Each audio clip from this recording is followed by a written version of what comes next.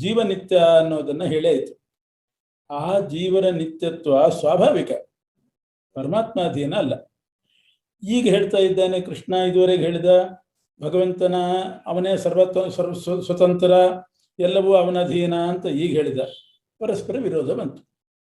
ಜೀವನ ನಿತ್ಯತ್ವ ಸ್ವಾಭಾವಿಕ, ಆ ಮಾತಿಗೂ ಎಲ್ಲವೂ ಪರಮಾತ್ಮನ ಅಧೀನ ಅನ್ನೋದಕ್ಕೂ ವಿರೋಧ ಇದೆ. ಅದಕ್ಕೆ ಈ ಶ್ಲೋಕದಲ್ಲಿ ಕೃಷ್ಣ ಹೇಳ್ತಾನೆ, ಜೀವನ ನಿತ್ಯತ್ವ ಸ್ವಾಭಾವಿಕ ಅಲ್ಲ. ದ್ರವ್ಯಂ ಕರ್ಮ ಚ ಕಾಲಶ್ಚ ಸ್ವಭಾವೋ ಜೀವ ಏವ ಚ ಯದನುಗ್ರಹತ ಸಂತೆ ಅನ್ನೋ ಪ್ರಮಾಣದ ಪ್ರಕಾರ ದ್ರವ್ಯ, ಕರ್ಮ, ಕಾಲ, ಸ್ವಭಾವ ಎಲ್ಲವೂ ಪರಮಾತ್ಮನ ಅಧೀನವೇ. ಆದ್ದರಿಂದ ಜೀವನ ನಿತ್ಯತ್ವ ಸ್ವಾಭಾವಿಕ ಅಂತ ಆಗಿದ್ರೆ ಆಗ ಸರ್ವವು ಈಶಾಧೀನ ಅನ್ನೋದರಿಂದ ವಿರೋಧ ಬರ್ತಿತ್ತು. ಅದೇನಿಲ್ಲ. ಎಲ್ಲ ಜೀವರ ದೇಹೇ ಅಂದ್ರೆ ಸ್ಥೂಲ ದೇಹದಲ್ಲಿ, ಸೂಕ್ಷ್ಮ ಲಿಂಗ ದೇಹದಲ್ಲಿ, ಚಿತ್ ಸ್ವರೂಪವಾದಂಥ ಸ್ವರೂಪ ದೇಹದಲ್ಲಿ ಇರತಕ್ಕಂಥ ಅಯಂ ಪರಮಾತ್ಮನು ರಕ್ಷಕತ್ವೇನ ತಿಷ್ಠತಿ, ರಕ್ಷಕನಾಗಿದ್ದಾನೆ. ಆದ್ರಿಂದ ದೇಹಿ ಜೀವನು ನಿತ್ಯನಾಗಿದ್ದಾನೆ. ಪರಮಾತ್ಮ ಇದ್ದದ್ರಿಂದ ಜೀವ ನಿತ್ಯ, ಅವನು ರಕ್ಷಕನಾದ್ರಿಂದ ಜೀವನಿಗೆ ವಧೆ ಇಲ್ಲ. ಹೇ ಭಾರತ, ತಸ್ಮಾದ್ ರಕ್ಷಕಯ ಸ್ಥಿತತ್ವೇನ, ಪರಮಾತ್ಮನ ರಕ್ಷಕನಾಗಿ ಜೀವನ ಒಳಗಿರೋದ್ರಿಂದ ನಿತ್ಯಂ ಅವಧ್ಯತ್ವಾತ್, ಅವನು ಜೀವನು ನಿತ್ಯವೂ ಕೂಡ ಅಂದ್ರೆ ಯಾವಾಗಲೂ ವಧ್ಯನಲ್ಲ, ನಾಶ ಇಲ್ಲ ಅವನಿಗೆ. ಅದರಿಂದ ಸರ್ವಾಣಿ ಭೂತಾನಿ ತ್ವಂ ಶೋಚಿತಂ ನಾರ್ಹಸಿ, ಯಾರ ಬಗ್ಗೆನೂ ನೀನು ದುಃಖ ಪಡೋದು ಬೇಕಾಗಿಲ್ಲ. ದೇಹ ಯೋಗ ವಿಯೋಗಗಳು ಅದು ನಿಯತ, ತಪ್ಪಿಸ್ಲಿಕ್ಕಾಗೋದಿಲ್ಲ, ಅವರ್ಜನೀಯ.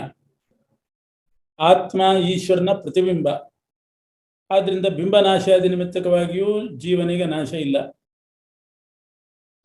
ಆದ್ದರಿಂದ ನೀನು ದುಃಖ ಪಡಬೇಡ ಅಂತ ಉಪಸಂಹಾರ ಮಾಡ್ತಾ ಇದ್ದಾರೆ ಅಂತ ಇನ್ನೊಂದು ಅರ್ಥನೂ ಮಾಡಬಹುದು. ಒಂದರ್ಥ ಮಾಡಿದ್ದು ಜೀವನ ನಿತ್ಯತ್ವವು ಸ್ವಾಭಾವಿಕ ಅಲ್ಲ, ಪರಮಾತ್ಮನ ಅಧೀನ.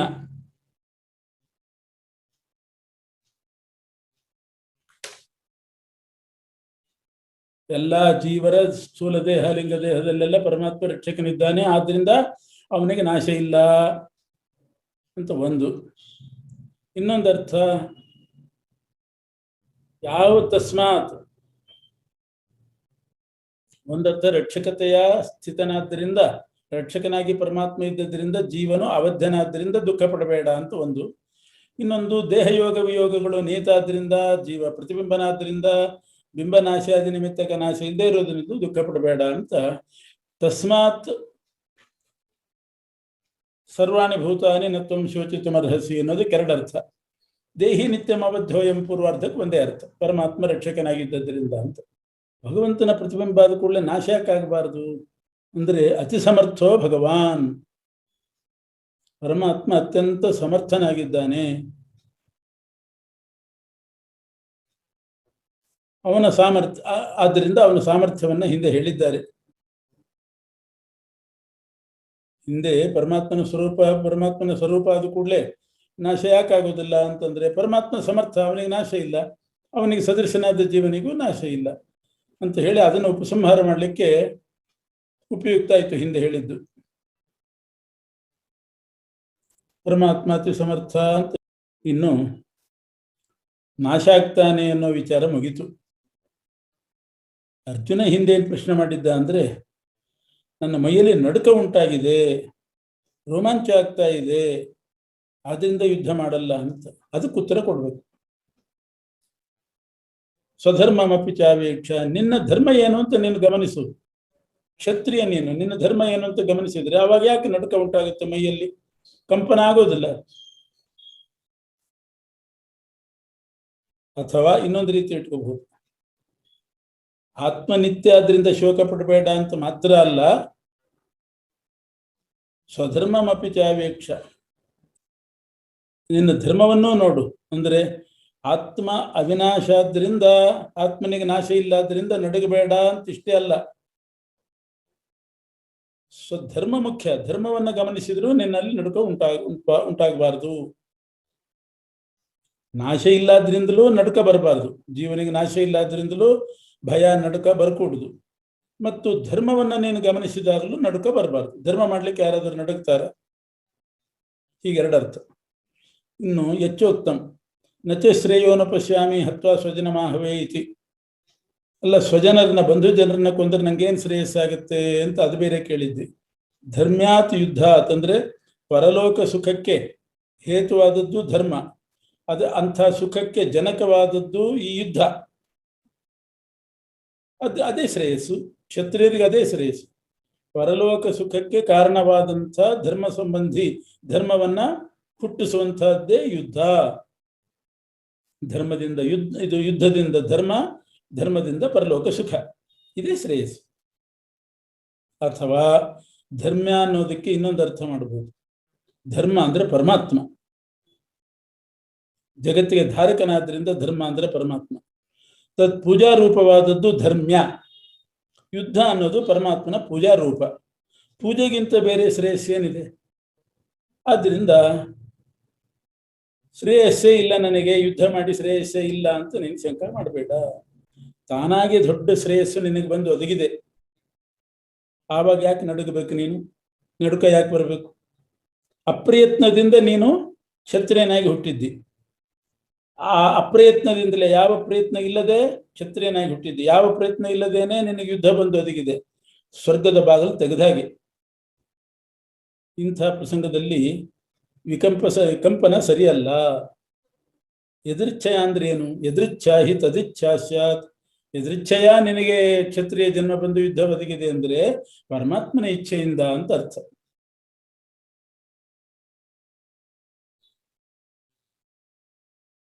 ಅಥವಾ ಪ್ರಯತ್ನ ಇಲ್ಲದೆ ಅಂತ ಎರಡು ಅರ್ಥ. ಎದೃಚ್ಛಯ ಅಂದ್ರೆ ಪ್ರಯತ್ನ ಇಲ್ಲದೆ ಕ್ಷತ್ರಿಯ ಜನ್ಮ ಬಂದು ಯುದ್ಧ ಒದಗಿದೆ, ಅಥವಾ ಭಗವಂತನ ಇಚ್ಛೆಯಿಂದ ಯುದ್ಧ ಒದಗಿದೆ. ಅಪಾವೃತಂ ಅಂದ್ರೆ ಆವರಣ ಇಲ್ಲ, ಮುಚ್ಚಿಲ್ಲ ಅಂಥ ಸ್ವರ್ಗದ್ವಾರ. ಇದು ಪಾರತ್ರಿಕ ಸುಖ ಸಾಧನ.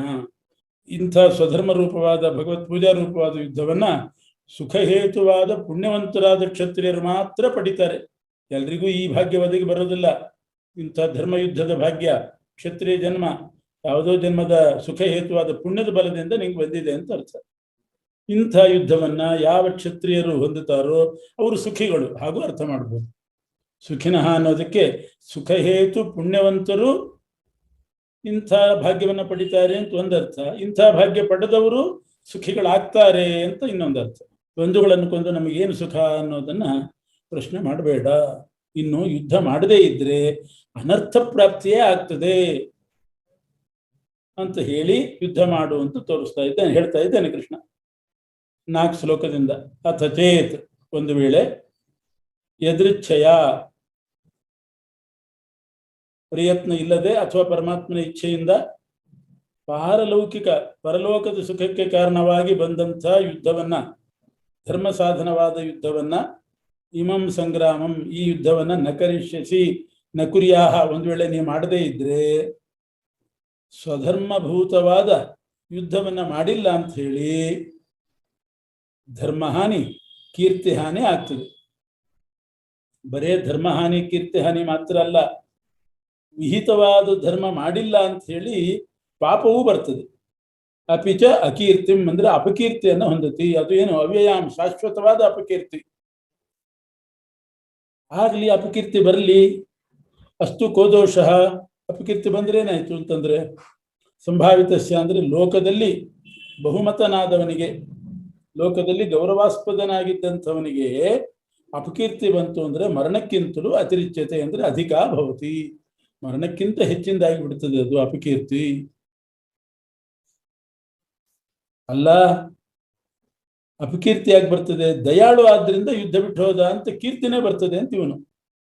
ಅರ್ಜುನ ಬಹಳ ದಯಾಳು, ಆದ್ದರಿಂದ ಯುದ್ಧ ಮಾಡಲಿಲ್ಲ ಅಂತ ಕೀರ್ತಿ ಬರಬಹುದಲ್ಲ ಅಂತಂದ್ರೆ, ಮಹಾರಥರಾದ ಯೋಧರು ಭಯದಿಂದ ಓಡಿ ಹೋದ ಅಂತ ತಿಳ್ಕೊತಾರೆ, ದಯಾಳುತ್ವದಿಂದ ಓಡಿ ಹೋದ ಅಂತ ತಿಳ್ಕೊಳ್ಳೋದಿಲ್ಲ. ವಂಶ್ಯಂತೆ ಅಂದ್ರೆ ಜ್ಞಾಸ್ಯಂತೆ ತಿಳಿತಾರೆ. ಮಹಾರಥರಾದ ಯೋಧರು ತಿಳಿತಾರೆ. ಮಹಾರಥ ಅಂದ್ರೆ ಏನು? ಅದು ಹಿಂದೆ ಹೇಳಿದ್ದಾರೆ ಪೂರ್ವಾಧ್ಯಾಯದಲ್ಲಿ. ಒಬ್ಬ 10,000 ಜನರ ಜೊತೆಗೆ ಯುದ್ಧ ಮಾಡಿದ್ರೆ ಅವನು ಮಹಾರಥ. ಅಂಥವರೆಲ್ಲ ನಿನ್ನನ್ನ ಹೆದರಿ ಓಡಿದವನು ಅಂತ ತಿಳ್ಕೊತಾರೆ. ಮನ್ಯಂತ ಅಂತೆ ತತಃ ಹಾನಿ, ತಿಳ್ಕೊಳ್ಳಿ, ಹೆದರಿ ಓಡಿ ಹೋದಂತೆ ತಿಳ್ಕೊಳ್ಳಿ, ನನಗೇನು ನಷ್ಟ. ಅಂಥ ಮಹಾರಥರ ಎದುರುಗಡೆ ನೀನು ಗೌರವಾಸ್ಪದನಾದವನು, ಅವರಿಗೆಲ್ಲ ಸಮ್ಮತನಾದವನು, ಹಿಂದೆ ಆಗಿದ್ದು ಈಗ ಅವರ ಎದುರುಗಡೆ ತುಂಬಾ ಲಘುವಾಗ್ತಿ ನೀನು, ನಿನ್ನನ್ನು ತುಂಬಾ ಹಗುರವಾಗಿ ಕಾಣ್ತಾರೆ. ನಿನ್ನ ಶತ್ರುಗಳು ಬೇರೆ, ಆಡಬಾರದ ಮಾತುಗಳನ್ನ ನಿನ್ನ ಬಗ್ಗೆ ಆಡ್ತಾರೆ. ಶತ್ರುಕೃತ ನಿಂದ, ಆ ಶತ್ರುಗಳು ಮಾಡಿದ ನಿಂದೆಯನ್ನು ಕೇಳಿ ನಿನಗೆ ಹೆಚ್ಚಿನ ದುಃಖ ಆದೀತು. ಆ ಶತ್ರುಗಳ ನಿಂದೆಗಿಂತ ಹೆಚ್ಚಿನ ದುಃಖ ಯಾವುದಿದೆ? ಶತ್ರುಗಳ ನಿಂದೆ ಕೇಳಬೇಕಾಗ್ತದೆ. ಶತ್ರುಗಳ ನಿಂದೆಗಿಂತ ಹೆಚ್ಚಿನ ದುಃಖ ಯಾವುದಿದೆ? ಅರ್ಜುನ ಇನ್ನೊಂದು ಪ್ರಶ್ನೆ ಕೇಳಿದ್ದ. ಒಟ್ಟು ನನಗೆ ದಿಕ್ಕು ತೋಚದ ಹಾಗಾಗಿದೆ, ಜಯ ಬರುತ್ತೋ ಇಲ್ಲವೋ ಅದು ಗೊತ್ತಾಗ್ತಾ ಇಲ್ಲ. ಜಯವೇ ಸಂದಿಗ್ಧ ಅಂತಂದ್ರೆ ಅದಕ್ಕೆ ಕೃಷ್ಣ ಹೇಳ್ತಾನೆ, ಜಯ ಆದರೂ ಹಾನಿ ಇಲ್ಲ, ಜಯ ಆಗದಿದ್ರೂ ಹಾನಿ ಇಲ್ಲ. ನೀನೊಂದು ವೇಳೆ ಹತನಾದಿ, ನೀನೇ ಸತ್ತೋದಿ ಅಂತ ಇಟ್ಕೋ, ಸ್ವರ್ಗಕ್ಕೆ ಹೋಗ್ತಿ. ನೀನೇ ಗೆದ್ದಿ ಅಂತ ಇಟ್ಕೋ, ಭೂಮಿಯನ್ನ ಆಳ್ತಿದ್ದಿ. ಎರಡೂ ಶ್ರೇಯಸ್ಸೇ ಅಲ್ವಾ? ಭೂಮಿಯನ್ನ ಆಳಿ ಆಮೇಲೆ ಸ್ವರ್ಗಕ್ಕೂ ಹೋಗ್ತಿ, ಎಲ್ಲ ಒಂದೇ. ಯಾಕೆಂದ್ರೆ ಭೂಮಿಯನ್ನ ಆಳಿದ ರಾಜರು ಯುದ್ಧದಲ್ಲಿ ಸತ್ತವರು ಒಂದು ವೇದ ಇದೆ, ಅಲ್ಲಿ ಏನ್ ಹೇಳಿದ್ದಾರೆ ಅಂದ್ರೆ, ಯಾವ ಶೂರರು ಪ್ರಧಾನೇಶು ಅಂದ್ರೆ ಯುದ್ಧಗಳಲ್ಲಿ ಯುದ್ಧ ಮಾಡ್ತಾರೋ, ಯಾರು ಸಾಯ್ತಾರೋ ಅವರು ಸಹಸ್ರ ಸಂಖ್ಯಾಕ ದಕ್ಷಿಣ ದಾನ ಮಾಡಿರ್ತಾರಲ್ಲ, ಸಾವಿರಾರು ರೂಪಾಯಿ ದಕ್ಷಿಣೆ ಮಾಡಿದವರ ಜೊತೆಗೆ ಸ್ವರ್ಗಕ್ಕೆ ಹೋಗ್ತಾರೆ ಅಂತ ಯಮನಿಗೆ ಒಬ್ಬ ಪ್ರೇತ ಸತ್ತವನು ಹೇಳೋ ಮಾತು, ಸ್ವರ್ಗ ಪ್ರಾರ್ಥನೆ ಮಾಡೋ ಮಾತು. ಇದರಿಂದ ಯುದ್ಧದಲ್ಲಿ ಸತ್ತರೆ ಸ್ವರ್ಗ ಅಂತ ಗೊತ್ತಾಗ್ತದೆ. ಯುದ್ಧದಲ್ಲಿ ಶೂರರಾಗಿ ಜಯಿಸಿದವರಿಗೆ ಸ್ವರ್ಗ ಪ್ರಾಪ್ತಿ ಹೇಳಿದ್ದಾರೆ. ಆದ್ರಿಂದ ಗೆದ್ದು ಭೂಮಿಯನ್ನಾಳಿದ್ರು ಸ್ವರ್ಗಕ್ಕೆ ಹೋಗ್ತೀವಿ, ಗೆಲ್ಲದೆ ಇದ್ರೆ ಸ್ವರ್ಗ ಇದ್ದದ್ದೇ. ಅಂತೂ ಪಕ್ಷದ್ವಯದಲ್ಲಿಯೂ ಅನಿಷ್ಟ ಇಲ್ಲ. ಆದ್ರಿಂದ ಪಕ್ಷದ್ವಯದಲ್ಲಿಯೂ ಕೂಡ ಎರಡು ಕಲ್ಪದಲ್ಲಿಯೂ ದೋಷ ಇಲ್ಲ, ಫಲ ಇಲ್ಲ. ಆದ್ರಿಂದ ಯುದ್ಧಕ್ಕೆ ನಿಶ್ಚಯ ಮಾಡಿ ಎದ್ದೇಳು, ಸನ್ನದ್ಧನಾಗು, ಸಜ್ಜಾಗು. ಇನ್ನೂ ಒಂದು ಅರ್ಜುನ ಪ್ರಶ್ನೆ ಮಾಡಿದ್ದ, ಪಾಪಮೇವಾಶ್ರಯೇದಸ್ಮಾತ್, ಪಾಪ ಬರುತ್ತಲ್ಲ ಯುದ್ಧದಿಂದ ಅಂತ. ಅದಕ್ಕೆ ಉತ್ತರ ಹೇಳ್ತಿದ್ದಾನೆ ಸುಖೇತು. ಪಾಪ ಪರಿಹಾರಕ್ಕೆ ಇದೇ ಉಪಾಯ. ದುಃಖ ಹೇಗೆ ಅನುಪಾದೇಯ ಅಂದ್ರೆ ದುಃಖ ಬರ್ಲಿ ಅಂತ ಯಾರಾದ್ರೂ ಬಯಸ್ತಾರ? ಬೇಡ ಅಂತಲೇ ಇರ್ತದೆ. ಹಂಗೆ ವೈಷಯಿಕ ಸುಖ ಅಂದ್ರೆ ಭೌತಿಕ ಸುಖವೂ ಕೂಡ ಅನುಪಾದೇಯ, ಅದು ನಮಗೆ ಬೇಕಾಗಿಲ್ಲ. ಮೋಕ್ಷ ಸುಖ ಬೇಕು, ಭೌತಿಕ ಸುಖ ಬೇಡ. ದುಃಖ ಬೇಡ ಅಂತಿರುವಂತೆ ಭೌತಿಕ ಸುಖ ಕೂಡ ಬೇಡ ಅಂತೇಳಿ ಎರಡನ್ನು ಸಮಾನವಾಗಿ ಮಾಡಿ, ಹಾಗೆ ಲಾಭಾಲಾಭವನ್ನಲ್ಲಿ ಕೂಡ ಸಮವಕೃತ್ವ ಅಂತ ಜೋಡಿಸ್ಕೋಬೇಕು. ಅಲಾಭ ಹೇಗೆ ಬೇಡವೋ ಅದರಂತೆ ಲಾಭವೂ ಬೇಡ ಅಂತ ಎರಡನ್ನೂ ಸಮಾನವಾಗಿ ಮಾಡಿ, ಜಯ ಜಯವು ಸಮವಕೃತ್ವ. ಅಜಯ ಬೇಡ ಅಂತ ಇರ್ತದೆ, ಸೋಲು. ಅದರಂತೆ ಜಯವೂ ಕೂಡ ಬೇಡ ಅನ್ನುವ ರೀತಿಯಲ್ಲಿ ಎರಡನ್ನೂ ಸಮಾನವಾಗಿ ಭಾವಿಸಿ, ಮತ್ತೆ ಏನ್ ಬೇಕು? ಭಗವಂತನ ಪೂಜಾ, ಅವನ ಆಜ್ಞಾ ಪರಿಪಾಲನೆ. ಅದು ಅವನ ಪೂಜಾ ರೂಪವಾಗಿ ಯುದ್ಧ ಮಾಡ್ತೇನೆ ಅಂತ ಮಾಡ್ಬೇಕಷ್ಟೆ. ಜಯ ಪರಾಜಯ, ಲಾಭ ನಷ್ಟ, ಸುಖ ದುಃಖ ಎಲ್ಲವನ್ನೂ ಕೂಡ ಅನುಪಾದೇಯ ಅಂತ ಸಮಾನವಾಗಿಟ್ಕೊಂಡು ಪೂಜಾನೇ ಮುಖ್ಯ ಅಂತ ಮಾಡಿ, ಅಂದ್ರೆ ಸುಖಾದಿ ಅಭಿಲಾಷೆಯನ್ನ ಬಿಟ್ಟು ಭಗವತ್ ಪೂಜಾ ರೂಪವಾದ್ದು ಈ ಧರ್ಮ ಅಂತ ತಿಳ್ಕೊಂಡು ಮಾಡು. ಯುದ್ಧಾಯ ಯುಂಕ್ಷ್ವ, ಯುಜ್ಯಸ್ವ ಅಂದ್ರೆ ಯುಂಕ್ಷ್ವ, ತಯಾರಾಗು. ತಥೋ ಭಗವದ್ಭಕ್ತಿ ಪೂರ್ವಕಂ. ಅವಾಗೇನಾಯ್ತು? ನೀನು ಮಾಡುವ ಯುದ್ಧ ಭಗವದ್ಭಕ್ತಿ ಪೂರ್ವಕವಾಗಿ ಸ್ವಧರ್ಮ ಅನ್ನೋ ದೃಷ್ಟಿಯಲ್ಲಿ ಅನುಷ್ಠಾನ ಮಾಡಿದಾಗ ಆಯ್ತು. ಭಗವದ್ಭಕ್ತಿಯಿಂದ ಪೂಜಾನುಷ್ಠಾನ ಮಾಡಿದರೆ ಪಾಪ ಬರ್ತದ? ಇಲ್ಲ, ಪುಣ್ಯನೇ ಬರ್ತದೆ. ಪ್ರತ್ಯುತ ಅದಕ್ಕೆ ವಿಪರೀತವಾಗಿ ಪುಣ್ಯವನ್ನೇ ಹೊಂದಿದ್ದಿ. ಅಲ್ಲಿಂದ ಕೃಷ್ಣ ಏನೇನು ಹೇಳಿದ ಅದನ್ನೆಲ್ಲ ಈಗ ಉಪಸಂಹಾರ ಪೂರ್ವಕಂ ಅಂದ್ರೆ ಅದನ್ನು ಮುಗಿಸಿ, ಆ ವಿಷಯವನ್ನು ಮುಗಿಸಿ ಅದಕ್ಕೆ ಸಂಗತವಾಗುವಂತೆ ಮುಂದಿನ ಪ್ರಕರಣದ ಆರಂಭವನ್ನ ಪ್ರತಿಜ್ಞೆ ಮಾಡಿ ಹೇಳ್ತಾ ಇದ್ದಾನೆ. ಒಂದು ಪ್ರಕರಣ ಮುಗಿತು, ನತ್ವೇವಾಹಂ, ಅಲ್ಲಿಂದ ಶುರುವಾದದ್ದು. ಅದಕ್ಕೆ ಸಂಗತಿ ಬರುವಂತೆ, ಅದಕ್ಕೆ ಹೊಂದಿಕೆ ಆಗುವಂತೆ ಉತ್ತರ ಪ್ರಕರಣದ ಆರಂಭವನ್ನ ಪ್ರತಿಜ್ಞೆ ಮಾಡ್ತಿದ್ದಾನೆ. ನಾನು ನಿತ್ಯ, ನೀವೆಲ್ಲರೂ ನಿತ್ಯ ಅಂತ ತನ್ನ ಜ್ಞಾನ ಮತ್ತು ಪರಮಾತ್ಮ ಜೀವರ ಜ್ಞಾನ ಎರಡಕ್ಕೂ ಬೇಕಾದ ಮಾತಾಡಿದ್ದಾನೆ. ಆದ್ದರಿಂದ ಸಾಂಖ್ಯ ಅಂದ್ರೆ ಜೀವ ಮತ್ತು ಈಶ್ವರರ ಜ್ಞಾನ. ಬುದ್ಧಿ ಅಂದ್ರೆ ಬುದ್ಧಿ ಶಬ್ದಶ್ಚ ಬುದ್ಧತೆ ಅನಯ ಇತಿ ಕರ್ಣವ್ಯುತ್ಪತ್ಯ ಬೋಧಜನಕ ವಾಕ್ಯಪರಃ. ಬುದ್ಧಿ ಅಂತಂದ್ರೆ ಬೋಧ ಅಂತ ಅರ್ಥ. ಆದ್ರೆ ಇಲ್ಲಿ ಕರ್ಣಾರ್ಥದಲ್ಲಿ ಇಟ್ಕೋಬೇಕು. ಅಂದರೆ ಬೋಧಜನಕ ವಾಕ್ಯ ಅಂತ ಅರ್ಥ. ಕರಣ ಅಂದ್ರೆ ಜನಕ, ಬೋಧಜನಕ ವಾಕ್ಯ ಅಂದ್ರೆ ಈಶ್ವರ ಜ್ಞಾನ ಮತ್ತು ಜೀವಜ್ಞಾನ, ಇದಕ್ಕೆ ಜನಕವಾಗಿರತಕ್ಕಂಥ ವಾಕ್ಯಗಳನ್ನ ನಾನು ಇದುವರೆಗೆ ಹೇಳಿದ್ದೀನಿ. ಜೀವೇಶ್ವರರ ಜ್ಞಾನ ಉಂಟಾಗುವ ಮಾತುಗಳನ್ನು ಇದುವರೆಗೆ ನಾನು ಆಡಿದೆ. ಇಷ್ಟವರೆಗೆ ಹೇಳಿದ್ದು ಜೀವ ಮತ್ತು ಈಶ್ವರರ ಬೋಧಜನಕ ವಾಕ್ಯಗಳನ್ನ ಹೇಳಿದ್ದೇನೆ. ಭಗವಂತನನ್ನ ಪಡಿಲಿಕ್ಕೆ ಏನು ಉಪಾಯ ಅದನ್ನ ಮುಂದೆ ಹೇಳ್ತೇನೆ. ಇದುವರೆಗೆ ಜೀವ ಈಶ್ವರರ ಜ್ಞಾನಜನಕ ವಾಕ್ಯಗಳನ್ನು ಹೇಳಿದ್ದೀನಿ. ಅವನನ್ನು ಪಡಿಬೇಕಾದ್ರೆ ಏನು ಉಪಾಯ ಅನ್ನೋದನ್ನ ಮುಂದೆ ಹೇಳ್ತೇನೆ. ಹೇ ಪಾರ್ಥ ಅರ್ಜುನನೇ, ಸಾಂಖ್ಯೆ ಅಂದರೆ ಜೀವ ಈಶ್ವರ ಸ್ವರೂಪ ಜ್ಞಾನ ವಿಷಯದಲ್ಲಿ, ಅಂದರೆ ಅವರಿಬ್ಬರ ಸ್ವರೂಪದ ಜ್ಞಾನ ಜನನಕ್ಕೋಸ್ಕರವಾಗಿ, ಜ್ಞಾನ ಹುಟ್ಟಿಸ್ಲಿಕ್ಕೋಸ್ಕರವಾಗಿ, ಏಷ ಅಂದರೆ ನತ್ವೇವಾಹಂ ಅಲ್ಲಿಂದ ಹಿಡ್ಕೊಂಡು ದೇಹಿ ನಿತ್ಯಮಬದ್ಧ ಇಲ್ಲಿಯ ತನಕ ಬುದ್ಧಿ ಅಂದರೆ ಇಬ್ಬರ ಸ್ವರೂಪಬೋಧಜನಕವಾದ ಮಾತುಗಳನ್ನು ಹೇಳಿದ್ದೇನೆ. ತೇ ಅಂದರೆ ತುಭ್ಯಂ ನಿನಗೆ ಅಭಿಹಿತ ಹೇಳಿದ್ದೇನೆ.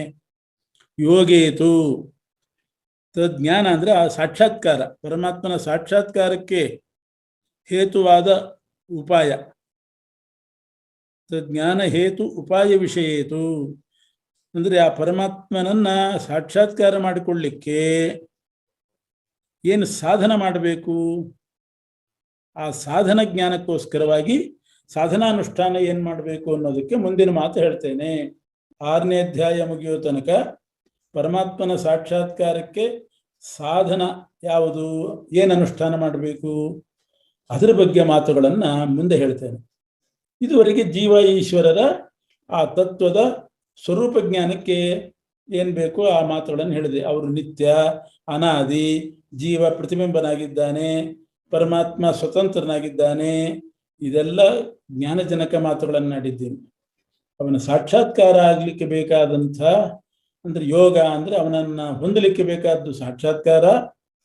ಆ ಸಾಕ್ಷಾತ್ಕಾರಕ್ಕೆ ಸಾಧನವಾದದ್ದು ಯಾವುದು, ಏನು ಅನುಷ್ಠಾನ ಮಾಡಬೇಕು ಮುಂದೆ ಹೇಳ್ತೇನೆ.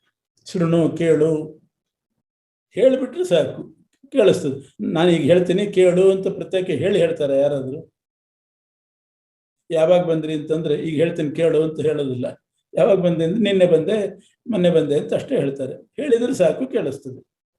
ಶೃಣು ಕೇಳು ಅಂತ ವಿಧಾನ ಮಾಡಿ ಯಾಕೆ ಹೇಳಬೇಕು ಅಂತಂದ್ರೆ, ಕೇಳು ಅನ್ನೋದ್ರಲ್ಲಿ ತಾತ್ಪರ್ಯ ಅಲ್ಲ, ಕೇಳಿ ಆ ಸಾಧನವನ್ನ ಅನುಷ್ಠಾನ ಮಾಡು. ಕೇಳೋದು ಮಾಡಿಬಿಡ್ಬೋದು, ಅನುಷ್ಠಾನ ಮಾಡು ಅನ್ನೋದನ್ನು ವಿಧಾನ ಮಾಡಬೇಕು. ಶ್ರವಣ ಮಾತ್ರಸ್ಯ ವಿಧಾನ ವಿನಾಪಿ ಸಂಭವಾತ್ ಶ್ರುತ್ವಾ ತತ್ರ ನಿಷ್ಠಾಂಕುರು ಇತ್ಯರ್ಥ. ಅದರಲ್ಲಿ ನಿಷ್ಠೆ ಮಾಡು ಅಂದ್ರೆ ವಿಶ್ವಾಸ ಇಡು. ಇಲ್ಲಿ ಸಾಂಖ್ಯೆ ಅಂದ್ರೆ ಜೀವೇಶ್ವರದ ಜ್ಞಾನಕ್ಕೋಸ್ಕರ ಬುದ್ಧಿ ಮಾತುಗಳು ಹೇಳಲ್ಪಟ್ಟಿದೆ. ಬುದ್ಧಿ ಅನ್ನೋ ಶಬ್ದ ಯಾಕೆ ಹೇಳಬೇಕು? ವಾಕ್ ಅಭಿಹಿತ ಅಂದ್ರೆ ಸಾಕು. ಇದುವರೆಗೆ ವಾಕ್ಯಗಳನ್ನು ಹೇಳಿದ್ದೇನೆ ನಿನಗೆ ಅನ್ನೋದ್ರ ಬದಲು ಬುದ್ಧಿ ಶಬ್ದ ಯಾಕೆ ಪ್ರಯೋಗ ಮಾಡಿದ್ರು ಅಂದ್ರೆ, ಜ್ಞಾನ ಬರದೇ ಇರುವಂತೆ ವಾಕ್ಯ ಹೇಳಲಿಲ್ಲ, ಚೆನ್ನಾಗಿ ಜ್ಞಾನ ಬರುವಂತೆ ವಾಕ್ಯ ಹೇಳಿದ್ದೇನೆ ಅಂತ ಅರ್ಥ. ಕೆಲವರು ಮಾತಾಡಿರ್ತಾರೆ, ಜ್ಞಾನ ಬಂದಿರೋದಿಲ್ಲ, ಅಸ್ಪಷ್ಟವಾಗಿ ಸಮುಗ್ಧವಾಗಿ ಹೇಳಿಬಿಟ್ಟಿರ್ತಾರೆ. ಆ ಥರ ಹೇಳಿಲ್ಲ, ಬುದ್ಧಿ ಬರುವಂತೆ ಹೇಳಿದ್ದೇನೆ, ಜ್ಞಾನ ಬರುವಂತೆ ಹೇಳಿದ್ದೇನೆ ಅಂತ ತೋರಿಸಲಿಕ್ಕೆ ಬುದ್ಧಿ ಶಬ್ದವನ್ನ ಪ್ರಯೋಗ ಮಾಡಿದ್ದಾನೆ ಕೃಷ್ಣ. ಇಲ್ಲದೆ ಇದ್ರೆ ವಾಕ್ ಅಂತಲೇ ಹೇಳ್ಬಿಡ್ಬೋದಾಗಿತ್ತು. ಆದ್ರೆ ಬುದ್ಧಿ ಶಬ್ದಕ್ಕೆ ಅರ್ಥ ಮಾತ್ರ ಒಳ್ಳೆ ಚೆನ್ನಾಗಿ ಜ್ಞಾನ ಬರುವಂತೆ ಮಾತುಗಳನ್ನು ಆಡಿದ್ದೇನೆ ಅಂತ ಅರ್ಥ. ಆ ಸಾಧನಾನುಷ್ಠಾನದ ಬಗ್ಗೆ ಹೇಳ್ತೇನೆ ಇನ್ನು ಮುಂದೆ ಅಂತ ಅಂದ ಕೃಷ್ಣ. ಮುಂದೆ ಹೇಳುವ ಸಾಧನಾನುಷ್ಠಾನದಲ್ಲಿ ಆದರ ಹುಟ್ಟಿಸ್ಲಿಕ್ಕೆ ಯೋಗ ಅಂದ್ರೆ ಆ ಸಾಧನವನ್ನ ಪ್ರಶಂಸೆ ಮಾಡ್ತಾ ಇದ್ದಾನೆ. ನಾನಾಡುವ ಮಾತಿನಿಂದ ನಿನಗೆ ಬರುವ ಸಾಧನಾನುಷ್ಠಾನದ ಬುದ್ಧಿಯಿಂದ ನೀನು ಅನುಷ್ಠಾನ ಮಾಡಿದರೆ ಆಗ ಬ್ರಹ್ಮ ಸಾಕ್ಷಾತ್ಕಾರವನ್ನು ಹೊಂದಿ ಸಂಸಾರವನ್ನು ಸಂಪೂರ್ಣವಾಗಿ ಬಿಟ್ಟು ಮುಕ್ತನಾಗ್ತಿ. ಆದ್ದರಿಂದ ನಾನು ಮುಂದೆ ಹೇಳುವ ವಿಷಯ ಮಾತಿನಲ್ಲಿ ಆದರ ಇಟ್ಟು ಕೇಳು. ಯಾಕೆ? ಮುಂದೆ ಹೇಳುವ ಮಾತು ಸಾಧನಾನುಷ್ಠಾನದ ಬಗ್ಗೆ ಹೇಳುವ ಮಾತು. ಅದನ್ನು ಕೇಳಿ ನೀನು ಆದರದಿಂದ ಸಾಧನಾನುಷ್ಠಾನ ಮಾಡಿದರೆ ಸಂಸಾರದಿಂದ ಮೋಕ್ಷಕ್ಕೆ ಹೋಗ್ಬೋದು. ನಾನು ಹೇಳುವ ವಿಷಯದಲ್ಲಿ ನೀನು ಆದರ ತೋರಿಸ್ಬೇಕು. ಯಾಕೆ ಅಂತಂದ್ರೆ ಯೋಗದ ಬಗ್ಗೆ ಹೇಳ್ತೇನೆ ಅಂತಂದೆ. ಯೋಗ ಅಂದ್ರೇನು? ಸಾಕ್ಷಾತ್ಕಾರಕ್ಕೆ ಸಾಧನವಾದದ್ದು ಅದು ಯೋಗ. ಸಾಕ್ಷಾತ್ಕಾರ ಬಂದು ಪರಮಾತ್ಮನ ಪ್ರಾಪ್ತಿಗೆ ಯಾವುದು ಸಾಧನವೋ ಅದು ಯೋಗ. ಅಂಥ ಯೋಗ ಸಾಧನಾನುಷ್ಠಾನದ ಬಗ್ಗೆ ಹೇಳ್ತೇನೆ ಅಂತಂದಿದ್ದೆ. ಅದ್ಯಾವುದದು?